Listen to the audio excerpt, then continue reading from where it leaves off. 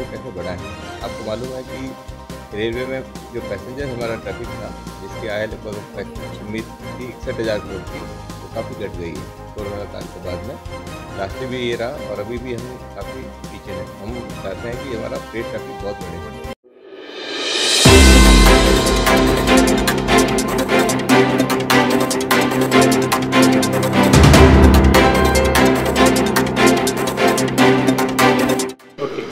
मेरा नाम हीना रानी सोनी है। मैं आर्यभट्ट कॉलेज की स्टूडेंट रही हूँ और मेरा एज ए JEN राजस्थान में सिलेक्शन हुआ है। इसलिए मैं सभी बोर्ड ऑफ डायरेक्टर और प्रिंसिपल सर सभी को शुक्रिया अदा करना चाहती हूँ। इस कामयाबी के पीछे आर्यभट्ट कॉलेज का बहुत बड़ा योगदान रहा है। Thank you.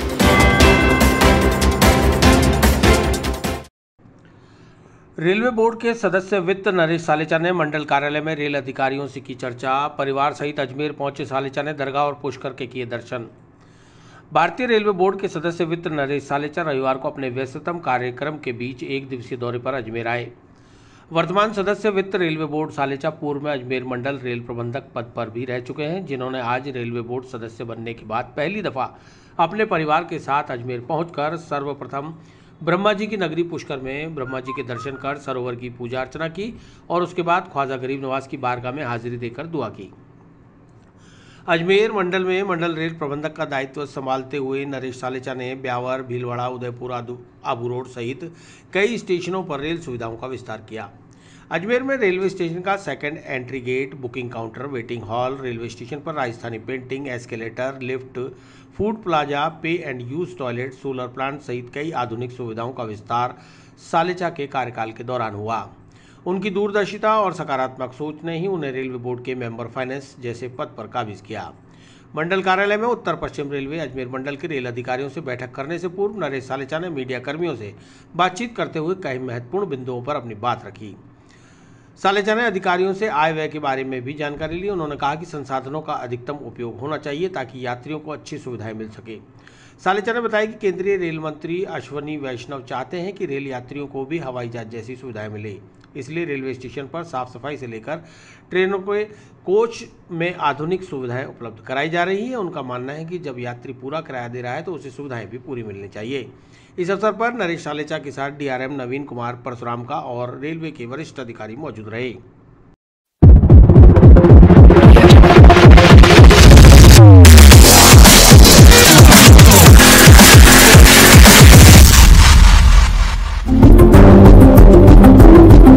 मैं अजमेर में काफ़ी समय बाद में आया हूँ।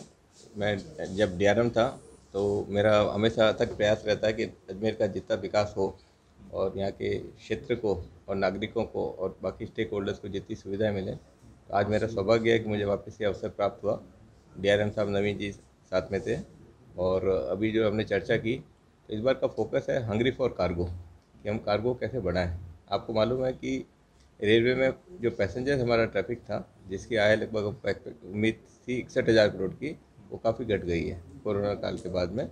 लास्ट भी ये रहा और अभी भी हम काफ़ी पीछे हैं। हम चाहते हैं कि हमारा फ्रेट ट्रैफिक बहुत बढ़े। सेकंड में आपको बताना चाहूँगा, हमारा लास्ट ईयर कैपेक्स जो था, कैपिटल एक्सपेंडिचर, वो रिकॉर्ड लेवल पे था 155 लाख।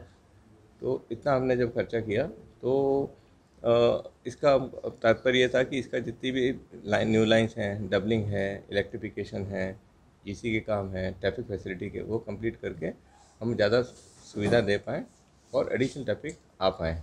इस बार का हमारा टारगेट जो लास्ट टाइम का 1233 मिलियन टन हमने लोड किया था, इस बार बढ़ के 1450 है और लास्ट 11 महीने से लगातार जो पूरी भारतीय रेलवे के इतिहास में month by month highest loading करते रहे। तो इसके साथ में DRM साहब से हमने चर्चा की और जो विभिन्न कार्य चल रहे हैं तो उसके बारे में जानकारी हमने प्राप्त की थी।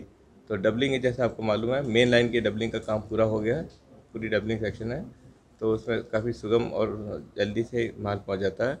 इलेक्ट्रिफिकेशन काम उदयपुर वाला पूरा हो गया है। जो मेन लाइन का है उसमें केवल 2 सेक्शन रह गए हैं, अजमेर दुरई का और एक और सेक्शन है, उसका काम ही शीघ्र ही उसका पूर्ण हो जाएगा।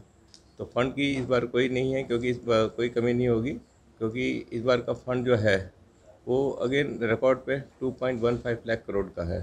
वो 15 लाख करोड़ का फंड अवेलेबल है। तो अब ये भी हम पूछे थे कि डिवीज़न को कोई फंड की आवश्यकता हो तो हम उसको उपलब्ध कराने के लिए बिल्कुल तैयार हैं। सर, कर्मचारी सेंट्रल गवर्नमेंट जो निजीकरण को लेकर विरोध कर रहे हैं। नहीं, निजीकरण की नीति को उसको सही परिप्रेक्ष्य में हमको समझने की आवश्यकता है। निजीकरण का ये निजीकरण नहीं है, ये न्यू मोनेटाइजेशन पॉलिसी है।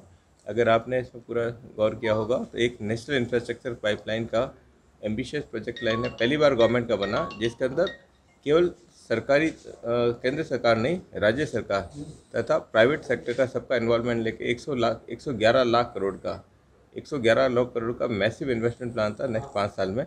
उसके लिए ही तहत में पॉलिसी थी न्यू मोनेटाइजेशन पॉलिसी NMP, जिसका टोटल टारगेट है 6 लाख करोड़ का। और रेलवे का जो हिस्सा है वो लगभग है 1,52,394 करोड़ का, जो लगभग 25% हमारा होता है।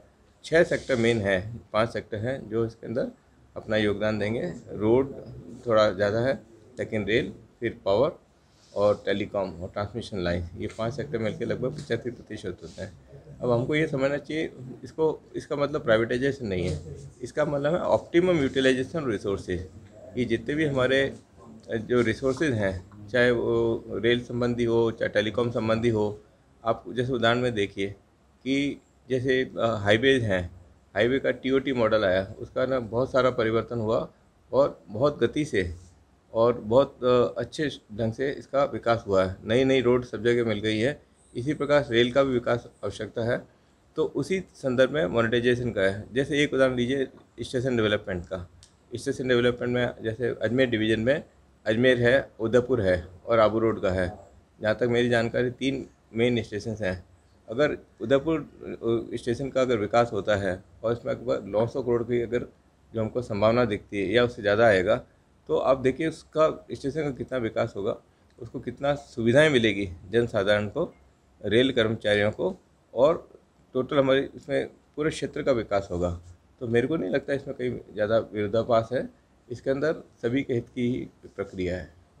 सर, अभी कोरोना को देखते हुए कुछ ही गाड़ियाँ संचालित हो रही है, स्पेशल गाड़ियाँ। आगे किस तरीके से रहेगा जिससे और गाड़ियाँ संचालित हो सकें? बिल्कुल सही कह रहे हैं।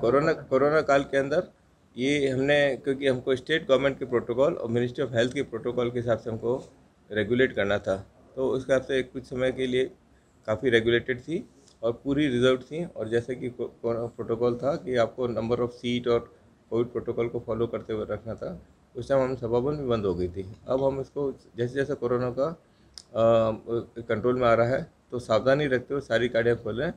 अभी तक लगभग हमने 1640 गाड़ियाँ खोल दी हैं मेल एक्सप्रेस की, और बाकी भी गाड़ियाँ खोलेंगे। हमारी पूरी चेष्टा ये रहेगी कि जितनी गाड़ियाँ हैं पूरी वापस नॉर्मल आ जाएँ।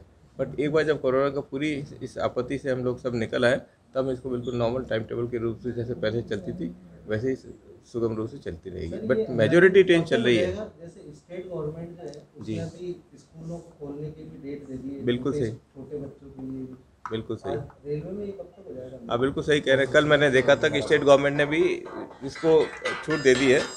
वैसे हम भी चाहेंगे इसके अंदर कि हम सारी ट्रेन इसको बढ़ाने की प्रक्रिया में है। तो आप देखिए लगभग हर वीक के अंदर नई गाड़ियाँ ऐड करते जा रहे हैं। तो लगभग लगता है हमको बिल्कुल शीघ्रता से ही, विदाउट एक आपको बिल्कुल स्पेसिफिक डेट देने के बजाय ये है कि हम जल्दी से जल्दी इसको पूरी गाड़ियों को वापस संचालित करना चाहेंगे। क्या लगता है सर, कोविड के दौरान रेलवे को नुकसान हो रहा है गाड़ियाँ नहीं चलने से? ये बिल्कुल, मैंने आपको ओपनिंग स्टेटमेंट में बताया था कि हमारी जो आय है लगभग 61,000 करोड़ की जो अपनी थी, अभी भी जैसे इस बजट प्रोपोर्शनली जितनी हमको आय होनी चाहिए थी पैसेंजर साइड से, और उसमें लगभग हम 12,000 करोड़ डाउन है। और अगर देखें हम, क्योंकि एक्सपेंसिव भी हमारे बढ़ गए हैं, कुछ DA की इंस्टॉलमेंट भी जैसे पहले फ्री थी, वो DA की इंस्टॉलमेंट भी 11% हो गई है, और अभी 4% 9,000 करोड़ का हमारा DA रेलवे का इम्पैक्ट है। तो लगभग 24,000 करोड़। इसीलिए हम चाह रहे हैं कि जितना फ्रेट का बढ़े तो हम अर्निंग बढ़ाएं, या कुछ हमको सन्ड्री अर्निंग जैसे स्टेशन डेवलपमेंट्स हैं जिसमें आपने प्रश्न पूछा था, उससे हम शोध बढ़ाएं ताकि रेलवे फाइनेंशियली सेल्फ सस्टेन हो जाए और हम बेहतर सुविधाएं अपने नागरिकों को, अपने जो पैसेंजर्स को, स्टेक होल्डर्स को, फ्रेट लोडर्स को, सबको दे पाए और क्षेत्र का विकास हो। सर एक उसका रेड लाइन को जो वहाँ जोड़ने का था वो मेहता से, तो वो अभी तक क्या है? वो उसका सर्वे, जैसे आपको मालूम है, सर्वे काफ़ी समय पहले हो गया था, क्योंकि इसके अंदर प्रीडोमिनेंटली ये पैसेंजर लाइन है। इसका लगभग 300-400 करोड़ करीब उस समय की कॉस्ट थी और इसका नेगेटिव रेट ऑफ रिटर्न का था। तो इसका प्रस्ताव विचाराधीन है, अभी इसमें कोई मतलब डेफिनेट प्रस्ताव नहीं हुआ। और उसके बाद में इसको सीसीए की approval, CCA cabinet committee on economic affair, उसके अप्रूवल की आवश्यकता रहेगी। वो लेने के बाद में इस कार्य को प्रारंभ किया जा पाएगा।